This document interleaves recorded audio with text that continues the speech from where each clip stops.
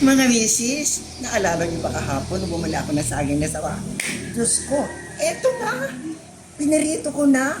Mas masarap sana kung may langka. Kaso wala akong mabiling langka eh. Kaya na parang, nagugutom na nga ako eh.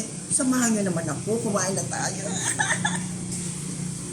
At saka ito naman ay ang natural juice ng melon.